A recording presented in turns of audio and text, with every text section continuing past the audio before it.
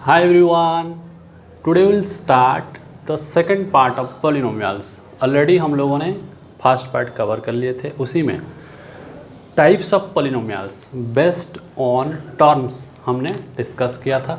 अगर किसी ने भी वीडियो नहीं देखा है तो ऊपर आई बटन में लिंक मिल जाएगा या फिर नीचे डिस्क्रिप्शन में भी आपको लिंक मिल जाएगा, उसी के ऊपर क्लिक करके पहला पार्ट देख लेना। अब नेक्स्ट पार्ट की बारी।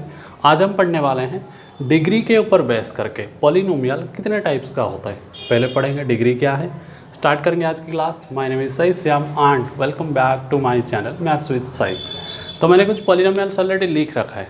तो यहाँ पे जो पहला वाला पॉलिनोमियल है that is px equals to 3x to the power 7 minus 4x to the power 6 plus x plus 9। इसमें कितने टर्म्स हैं? इसमें 4 टर्म्स है। नंबर 1 2 3 4। अच्छा, जो पहला वाला टर्म है 3x टू द पावर 7, इसका पावर कितना है? इसका पावर 7 है, हाँ या नहीं? नेक्स्ट टर्म की पावर 6 है, थर्ड टर्म की पावर 1 है एंड ये कंस्टेंट है तो इसका पावर कितना होगा? 0 होगा। ऑलरेडी डिस्कस किया था लास्ट क्लास में। अब बात आता है इसमें जो 4 टर्म्स है और एक टर्म की पावर हमने देखा। अगर इस पॉलिनोमियल की पावर की बात किया जाए, मतलब पॉलिनोमियल की डिग्री की बात किया जाए, तो पॉलिनोमियल की डिग्री क्या होता है? इसमें जो 4 टर्म्स हमने यूज किया है, सबसे ज़्यादा पावर जो होता है that is the degree of the polynomial. But यहाँ पे सबसे ज़्यादा पावर जो है दैट इज किसके पास है? पहला टर्म के पास है। मीन्स हमारे पास है 3x टू दी पावर 7। तो ये जो टर्म है इसका पावर कितना है? 7 है। इसका पावर अगर 7 है तो हम कहेंगे कि ये जो पॉलिनोमियल है px, इसका जो डिग्री बनेगा कितना होगा? इसका डिग्री होगा कितना? इसका जो डिग्री होगा, degree of the polynomial is 7। समझ में आया?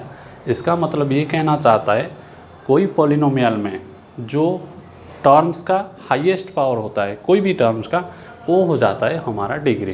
क्लियर? अगर नेक्स्ट क्वेश्चन की तरफ देखते हैं, q ऑफ y, ये पॉलिनोमियल में 3 टर्म्स है। ये है नंबर 1 2 3। सबसे पहला वाला जो टर्म है 5y6, इसका पावर सबसे ज़्यादा है, मतलब कितना? 6। नेक्स्ट टर्म की पावर 2 है, नेक्स्ट 0 है। क्लियर? जो ये जो टर्म है इसी का पावर कितना है? 5y to the power 6। तो हम यहाँ से कन्फर्म हो जाते हैं इसका जो डिग्री होगा दैट इज 6। क्लियर? तो डिग्री कैसा निकल रहा है, समझ में आता है? पॉलिनोमियल्स का कोई भी टर्म्स का जो हाईएस्ट पावर होता है एंड उसी हाईएस्ट पावर को हम कहते हैं डिग्री ऑफ द पॉलिनोमियल। क्या कहते हैं? Degree of the polynomial. अब बात आता है अगर कोई कंस्टेंट पॉलिनोमियल है उसका डिग्री कितना होगा? कंस्टेंट पॉलिनोमियल की डिग्री कितना होता है? 0 होता है। जैसे कि अगर मैं यहाँ पे लिखूँ 7, क्या लिखता हूँ? 7। तो इसमें 7 को मैं लिख सकता हूँ 7x टू द पावर 0। क्यों? क्योंकि 7 इंटू जो x टू द पावर 0 होता है ये होता है 1। 7 इंटू 1 होता है 7। तो ये होता है हमारा कंस्टेंट पॉलिनोमियल। इसका डिग्री कितना? 0 होता है। अब समझ में आया किसी भी कंस्टेंट पॉलिनोमियल का डिग्री कितना होता है? एक कंस्टेंट पॉलिनोमियल के लिए डिग्री होता है 0। ओके? और डिग्री क्या होता है? डिग्री होता है highest power in a polynomial.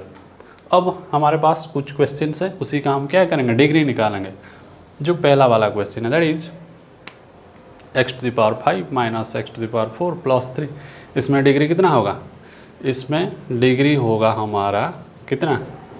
Highest power जितना होगा वही हो जाएगा डिग्री। हाईएस्ट पावर यहाँ पे 5 है तो डिग्री हो जाएगा 5। नेक्स्ट क्वेश्चन में हाईएस्ट पावर कितना है?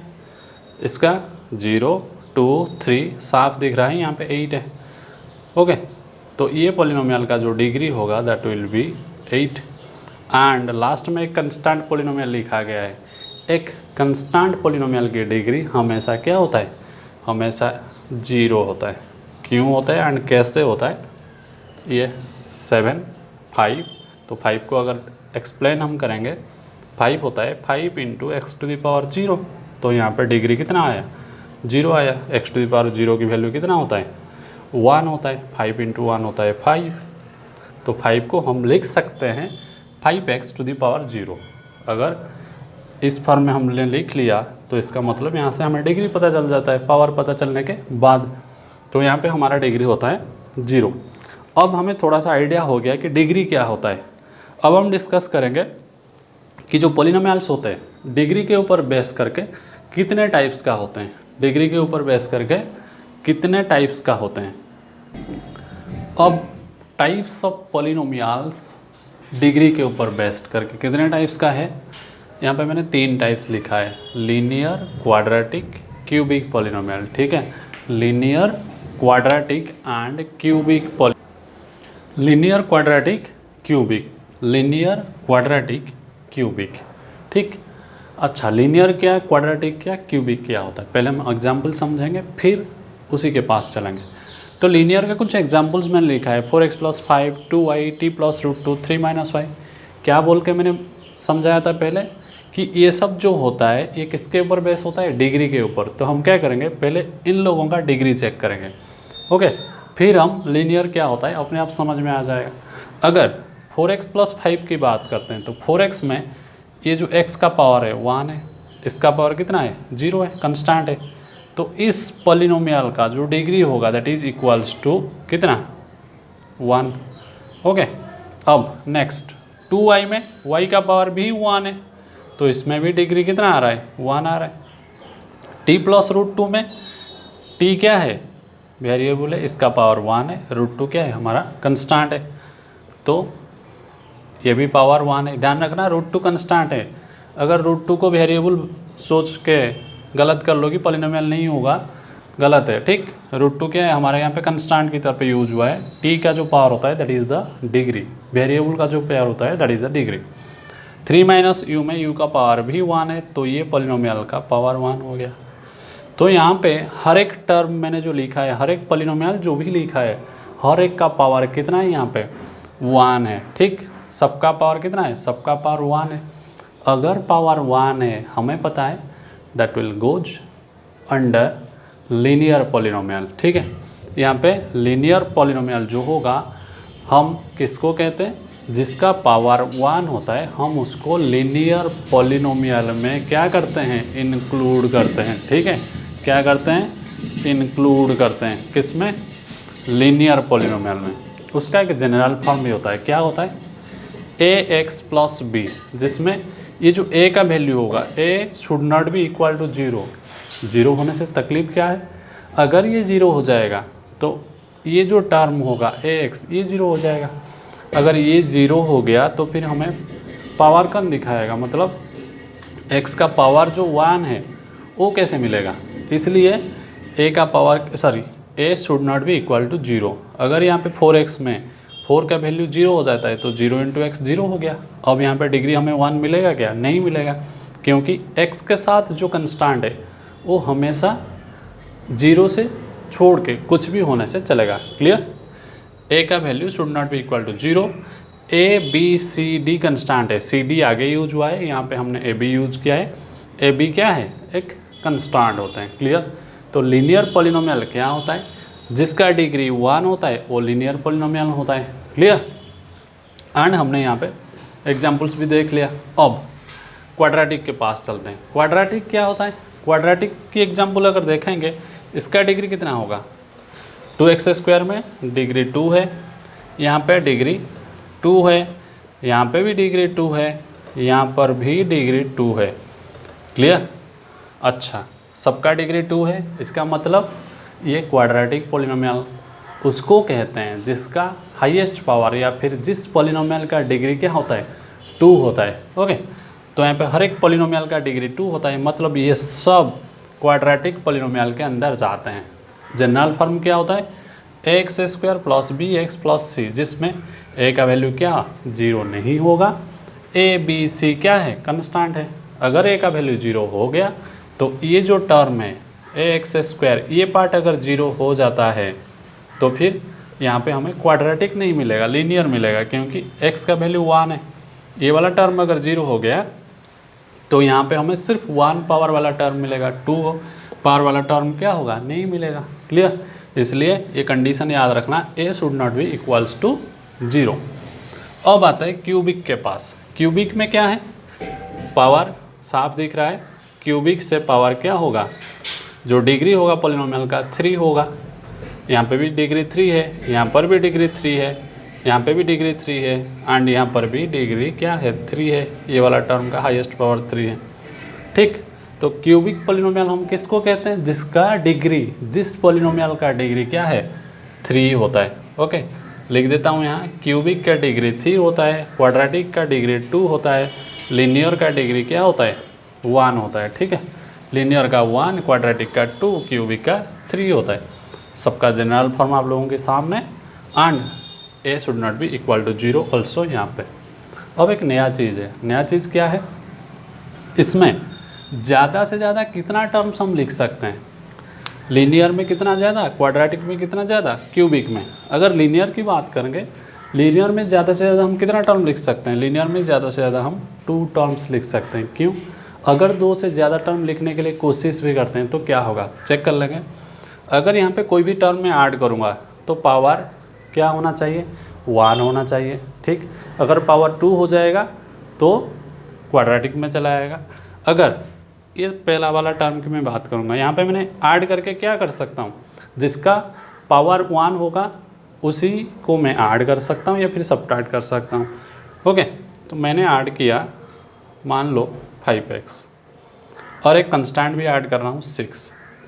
तो ये जब 5x 6 ऐड किया मैंने तो ये टर्म हो जाएगा 4x + 5x मतलब 9x, 5 + 6 हो 11, ये फिर से वही आ गया पावर 1।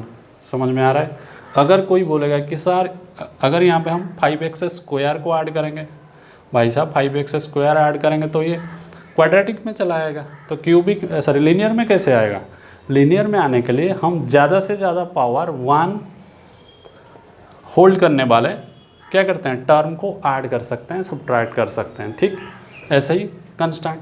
तो यहाँ पे हम अगर ऐड भी करना चाहें तो भी पावर 1 वाला ऐड करेंगे, एंड रिजल्ट में हमें क्या मिलेगा, लाइक टर्म्स को सॉल्व करने के बाद वही लीनियर पॉलिनोमियल ही मिलेगा। इसका मतलब यहाँ पे हमें ज़्यादा से ज़्यादा कितना टर्म मिल रहा है, सेकंड में ज़्यादा से ज़्यादा कितना टर्म, 2 टर्म ही मिल रहा है। क्लियर। तो एक लीनियर पॉलिनोमियल में एट मोस्ट सबसे ज़्यादा 2 टर्म्स ही होगा। ओके, सबसे कम 1 टर्म होगा। अगर मैं लिखूँगा ऐसा 3x तो इसका पावर 1 है, डिग्री 1 हो गया तो लीनियर में आ गया। क्लियर। तो 3x में भी क्या है, डिग्री 1 है, लीनियर में आता है। तो मिनिमम 1 टर्म होना चाहिए, मैक्सिमम 2 टर्म होना चाहिए। ठीक। अब आते हैं क्वाड्रेटिक के पास। यहाँ पे भी सेम फंडा। अगर यहाँ पे मैं ऐड करूँगा पावर 2 ऐड कर सकता हूँ, पावर 1 ऐड कर सकता हूँ। ठीक, इसके अलावा और कुछ भी नहीं ऐड कर सकता हूँ। तो अगर यहाँ पे मैं ऐड करता हूँ कुछ, तो यहाँ पे क्या होगा, वही लाइक टर्म्स को सॉल्व कर दिया जाएगा और साथ में हमें सबसे ज़्यादा 3 टर्म्स ही मिलेगा एंड मिनिमम 1 टर्म ही मिलेगा। जैसे कि ये वाला एग्जाम्पल में हमने दिया है, x² में 1 टर्म है, स्टिल क्वाड्रेटिक में आ रही है। ओके, अगर 1 टर्म भी होता है तब भी क्वाड्रेटिक में आएगा। क्लियर। एंड सबसे ज़्यादा 3 टर्म्स है, जैसे कि 5x² + 3x + 5। ओके, 2 टर्म्स भी आ सकता है। क्लियर, जिसमें डिग्री 2 होना चाहिए। टर्म्स कितना आ रही है इससे हमें मतलब नहीं है, लेकिन हम ये चेक कर सकते हैं कि ज़्यादा कितना टर्म्स आ सकता है, ज़्यादा 3 टर्म्स आ सकता है। अब क्यूबिक की बारी। ऐसे ही क्यूबिक में कितना टर्म आएगा, ज़्यादा से ज़्यादा 4 टर्म आएगा। अगर ये लास्ट वाला एग्जाम्पल हम देखेंगे, यहाँ पे 1 2 3 4 सबसे ज़्यादा 4 टर्म्स एंड सबसे कम 1 टर्म। एग्जाम्पल में क्लियर है कि यहाँ पे सबसे कम एक ही टर्म यूज करके हम क्यूबिक पॉलिनोमियल हमें मिला है एंड सबसे ज़्यादा 4 टर्म्स यूज करके क्यूबिक पॉलिनोमियल मिला है। इसका मतलब 1 टर्म भी क्यूबिक पॉलिनोमियल में आता है, 4 टर्म भी क्यूबिक पॉलिनोमियल में आता है। बस डिग्री उसका क्या होना चाहिए, 3 होना चाहिए। ठीक है। तो ये था linear, quadratic and cubic polynomial की डिटेल्स। अब हम और थोड़ा सा डिस्कस करेंगे, फिर कुछ क्वेश्चंस को डिस्कस करेंगे। अगर किसी भी पॉलिनोमियल का डिग्री क्या है, n है, तो उसका number of terms at most कितना हो सकता है, यह है हमारा पहला वाला। फिर अगर डिग्री किसी का 150 है तो एटमोस्ट कितना टर्म आएगा, जीरो पॉलिनोमियल में डिग्री कितना आएगा, लास्ट में हम पढ़ेंगे। एक से ज़्यादा वेरिएबल अगर होता है तो polynomials in more than one variable. अगर इसकी बात करेंगे, if you have to write a polynomial of degree n degree के पॉलिनोमियल हमें लिखना है, तो सबसे हम लिखेंगे उसको कैसे एंड कितना टर्म्स आएगा। मैं लिख रहा हूँ इसको A N to the power sorry A N X to the power N plus A N minus one A N minus one term X to the power N minus one, ऐसे करते चलता जाएगा क्या। फिर लास्ट में आएगा A two X to the power two A one X to the power one and last में A zero. तो यहाँ पे हम क्या कर सकते हैं, अगर हमें एन टर्म्स लिखना है तो मैंने क्या किया, A N into x to the power N A N minus one, ये जो ए एन माइनस वन ये है क्या, ये सब कंस्टेंट्स है एंड यहाँ पे इसका डिग्री एन है और इसके आगे जो लिखा है मैंने उससे छोटा वाला डिग्री है। ठीक, अगर डिग्री इसका एन है तो ये पॉलिनोमियल की पहली बात डिग्री एन हो गई। ठीक, अगर हाईएस्ट पावर हमें एन मिल जाता है तो यहाँ पे पॉलिनोमियल का डिग्री क्या हो गया, एन हो गया। अब बात आता है इसमें ज़्यादा से ज़्यादा कितना टर्म्स आएगा। ओके, ज़्यादा से ज़्यादा कितना टर्म्स आएगा, तो अगर हम ये जो ऑलरेडी थोड़ी देर पहले पढ़ा था पॉलिनोमियल, अगर लीनियर पॉलिनोमियल की बात करते हैं जिसमें डिग्री क्या होता है, वन होता है, उसमें नंबर ऑफ टर्म्स क्या आ रहा है, टू आ रहा है। क्वाड्रेटिक की बात करेंगे जिसमें डिग्री टू होता है, टर्म्स कितना आ रहा है, थ्री आ रहा है। जिसमें डिग्री थ्री होता है मतलब क्यूबिक, टर्म्स कितना आ रहा है, फोर आ रहा है। इसका मतलब डिग्री जितना टर्म्स उससे एक ज़्यादा मतलब वन मोर। वैसे ही अगर यहाँ पे डिग्री एन है तो मैं सीधा बोल सकता हूँ इसमें n प्लस वन टर्म्स आएगा। कितना टर्म्स आएगा, n प्लस वन टर्म्स आएगा। ओके, कितना टर्म्स आएगा, n प्लस वन टर्म्स आएगा। लिखना कैसे, ये A N minus one N minus two N minus three ऐसे करके करके हम पहुँच जाएंगे किसके पास, A two and A one के पास। एंड यहाँ पे हमारा फाइनल पावर वन होता है, ए जीरो का पावर क्या होगा, जीरो होगा, क्योंकि इसको हम लिख सकते हैं x to the power zero और ए जीरो इजे क्या है, कंस्टेंट है। ठीक, A zero A one A two A three ऐसे करके हमने A N constant terms use किया है एंड जो पावर है मतलब डिग्री है एन एन माइनस वन ऐसे करके वन तक हम लोगों ने यहाँ पे लिखा है। क्लियर, तो ये हो गया एन टर्म्स को अगर हमें लिखना है ऐसे लिखेंगे। एटमोस्ट कितना होगा, एटमोस्ट हमने चेक किया कि अगर डिग्री एन है तो सबसे ज़्यादा एन प्लस वन टर्म्स ही आएगा।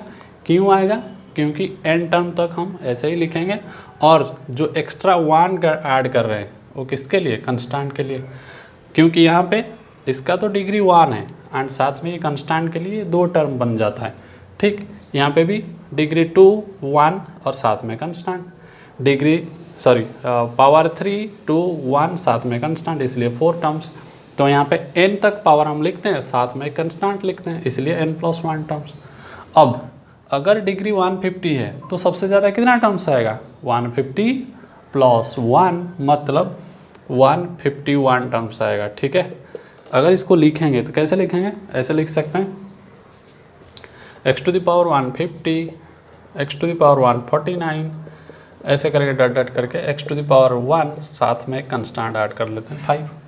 तो यहाँ से लेके यहाँ तक कितना टर्म हुआ, अगर 1 2 3 करके ऐसे गिनती करेंगे 1 2 3 करके 150 टर्म्स, यहाँ से लेके यहाँ तक हो जाता है 150 टर्म्स। पावर 1 से लेके पावर 150 तक 150 टर्म्स हम लिख सकते हैं, साथ में एक कंस्टेंट लिखना है, मतलब टोटल 151 टर्म्स को हम लिख सकते हैं डिग्री 150 में। ठीक, और एक बात, जीरो पॉलिनोमियल जो होता है उसका डिग्री क्या होता है, पहले हम ये डिस्कस करेंगे जीरो पॉलिनोमियल होता है क्या है। अगर सारे कंस्टेंट जीरो हो जाएंगे, जैसे कि 0x square plus 0x plus 0, ये जो भी कंस्टेंट हमने लिखा, एक्स स्क्वायर का कोएफिशिएंट 0 है, x का कोएफिशिएंट 0 है, कंस्टेंट भी 0 है, तो यहाँ पे ये हो जाता है हमारा जीरो पॉलिनोमियल। ठीक, तो जीरो पॉलिनोमियल कब होता है, जब सारे कंस्टेंट्स ओके, यहाँ पे जो भी कंस्टेंट्स हम यूज कर रहे हैं ये सारे कंस्टेंट अगर जीरो हो जाएंगे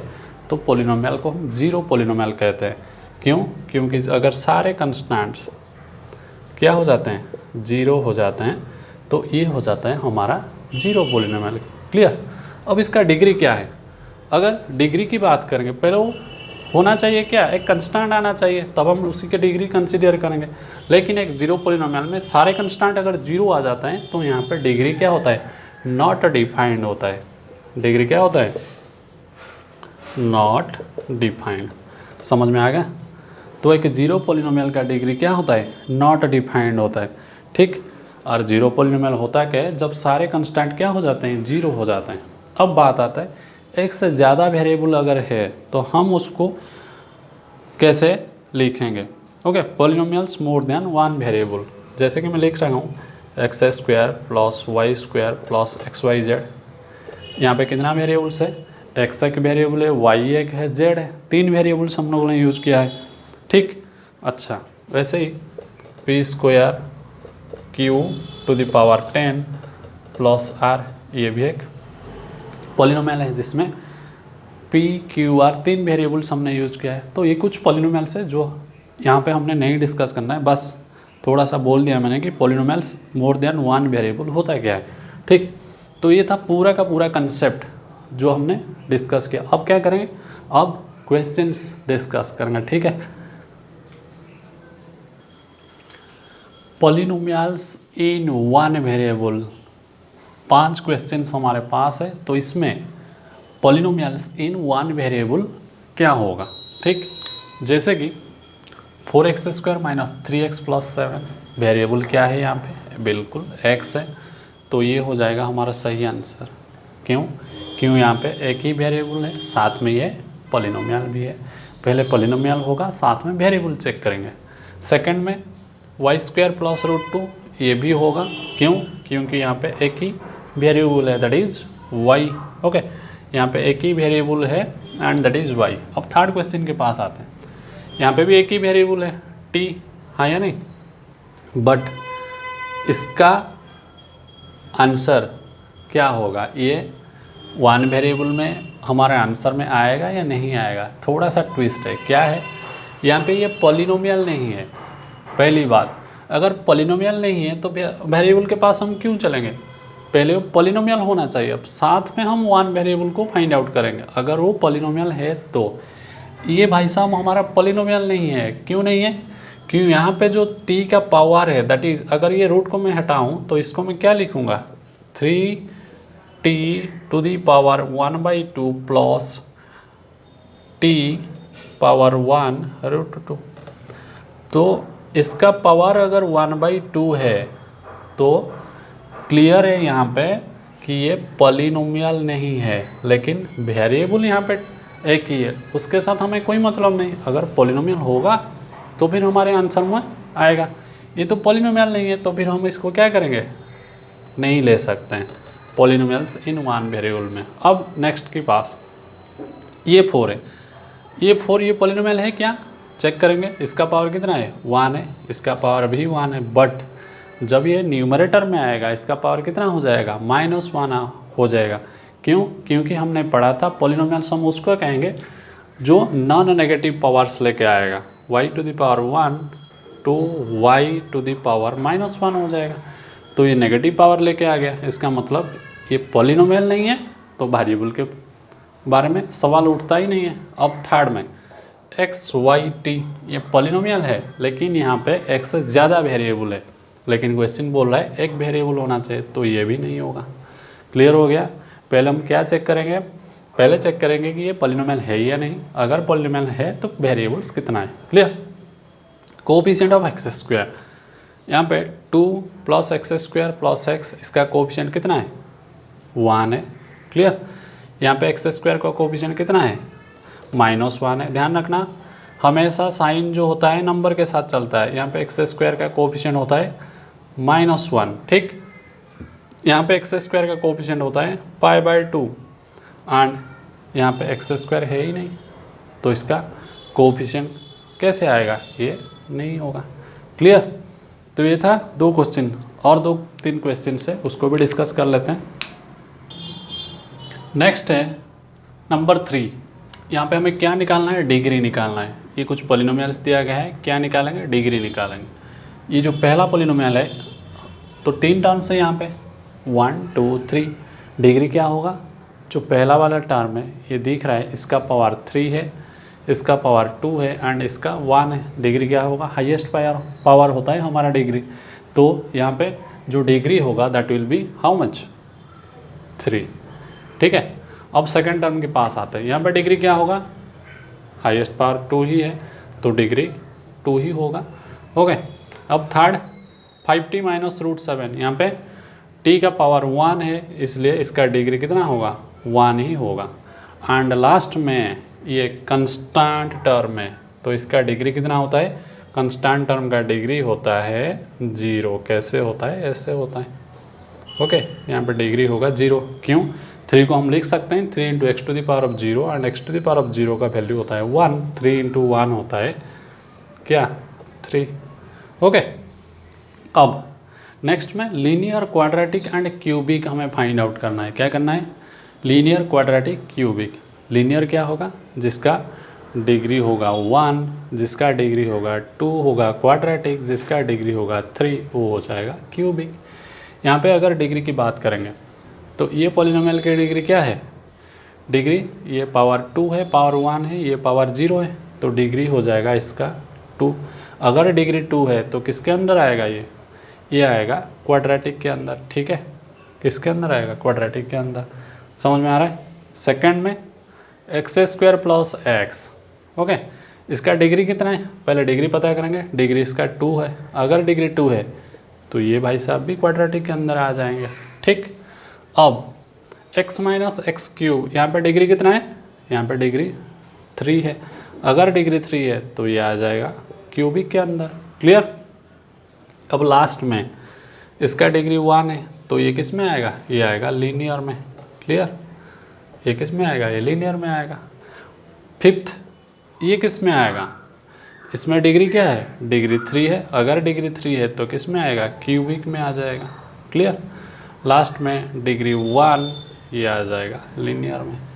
बहुत आसान है, ऑलरेडी हमने हर एक चीज़ को पढ़ा है। अब ये थोड़ा सा नया चीज़ है, इसका आंसर मुझे कमेंट में चाहिए। क्वेश्चन है, right the coefficient of x in 4 minus x का होल स्क्वायर। 4 माइनस एक्स की होल स्क्वायर में x का कोफिशिएंट कितना होगा। ठीक है, तो इसको क्या करोगे, a माइनस बी का होल स्क्वायर फॉर्म में उसको एक्सपांड करना। ठीक, यहाँ पे हिंट दे देता हूँ मैं, a माइनस बी का होल स्क्वायर क्या होता है, a square plus b square plus 2ab। बच्चे को ये पता है a माइनस बी का होल स्क्वायर क्या होता है। ठीक है, तो इसको क्या करना, इसको ये फॉर्म में एक्सपांड करने के बाद जो x का कोफिशिएंट होगा वो आप लोगों को क्या करना है, कमेंट में रिप्लाई करना है। ठीक है, कमेंट में रिप्लाई करना है। ओके, अब और 2 क्वेश्चन से तो उसको भी डिस्कस कर लेते हैं। नेक्स्ट, मोनोमियल, बाइनोमियल, ट्राइनोमियल को हमें क्या करना है, आइडेंटिफाई करना है। अगर मल्टीप्लिकेशन साइन के साथ है तो ये किस में जाएगा, ये जाएगा मोनोमियल में। ओके, क्योंकि ये तीनों मल्टीप्लिकेशन साइन के साथ इंक्लूड है। अब ये 2 टर्म है, किस में जाएगा, बाइनोमियल में। ये एक ही टर्म है क्योंकि सब मल्टीप्लिकेशन साइन के साथ है तो ये जाएगा मोनोमियल में। अब 1 2 3 टर्म्स ये जाएगा ट्राइनोमियल में। अब ये थोड़ा सा कन्फ्यूजन करने वाली बात है, यहाँ पे ऊपर 3 टर्म्स है, नीचे एक ही टर्म है। अगर हम इसको खोल देते हैं तो क्या होगा, ये ध्यान से देखना, x²/3 minus 2y²/3 plus z²/3। ठीक, ये होता है उसका एक्चुअल क्या, एक्सपांशन।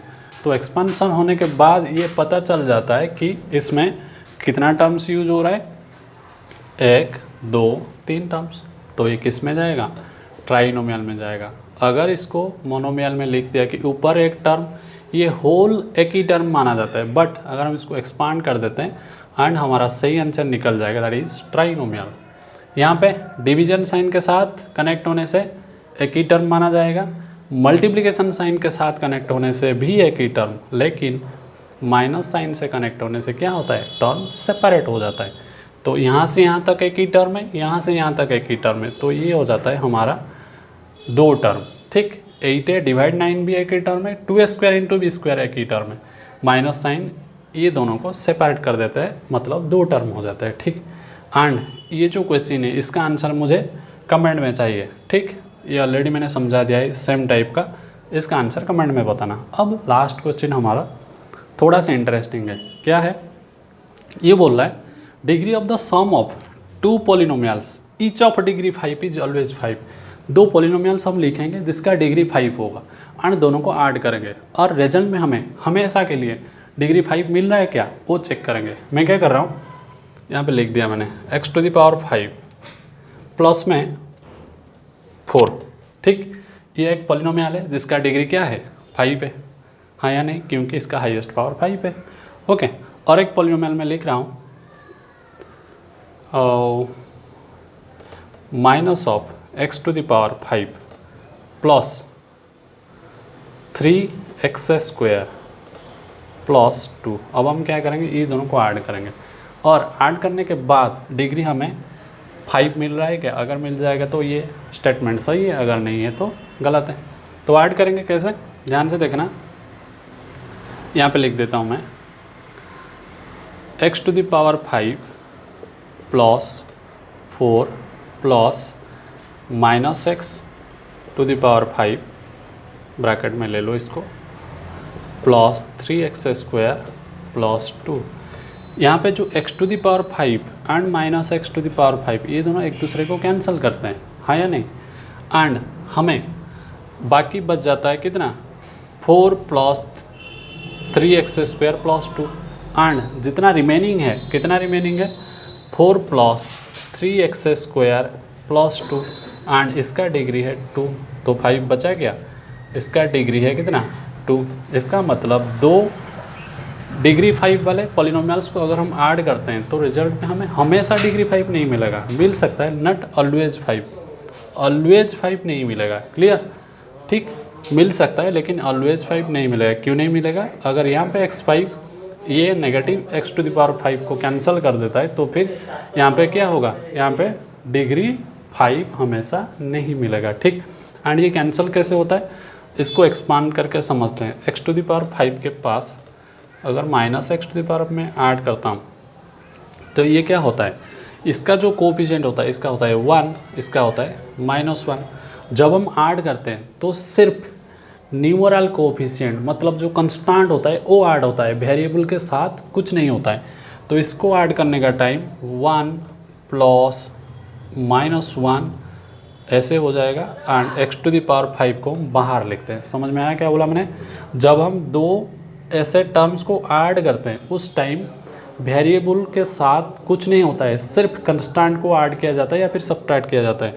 इसका कंस्टेंट है 1, इसका कंस्टेंट है -1, दोनों को ऐड करेंगे, बाहर वेरिएबल को लिखेंगे, 1 प्लस -1 होता है 0, x⁵ दैट इज 0, इसलिए हमने यहाँ पे ये दोनों को कैंसिल कर दिया। ठीक, समझ में आ गया। तो ये था लास्ट कंसेप्ट आज का। वीडियो को आराम से अच्छी तरह से देखना और प्रैक्टिस भी करते रहना। आज के लिए इतना ही, थैंक यू।